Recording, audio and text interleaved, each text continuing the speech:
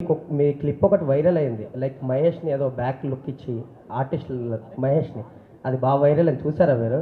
లేదు, నాకు it was brought to my notice అండి. అది యాక్చువల్లీ అంటే ఐ అండర్స్టాండ్ ఒక ఇలాగా మాట లేనప్పుడు ఐ థింక్ ఎక్స్ప్రెషన్స్ని మనం ఏమైనా అనుకుంటాం, but I'm so glad he clarified. అలా ఏం లేదు. ఆ రోజు ఏం జరిగిందంటే అక్కడ నుంచుంటున్న చాలాసేపు నాకు వెనకాల నుంచి ఒక సౌండ్ వినిపించింది. సో అలా వెనక్కి తిరిగాను నేను. అండ్ ఆయనతో నా ఫోన్ ఉంది. కరెక్ట్గా ఇలా స్టేజ్ ఎక్కేటప్పుడు ఆయన నాకు హెల్ప్ చేశారు.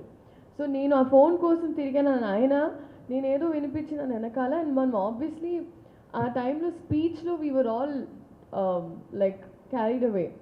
సో వీఆర్ ఆల్ కాన్సన్ట్రేటింగ్ ఆయన స్పీచ్లో. సో అందుకే నాకు అంత అవగాహన లేదు కరెక్ట్గా ఏంటి అని. But nothing at all. ఇలాంటి క్లిప్స్ వస్తూ ఉంటాయి చాలా ప్లేసెస్లో, కానీ nothing like that happen.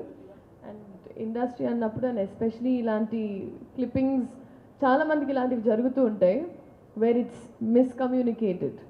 But it is a proper miscommunication.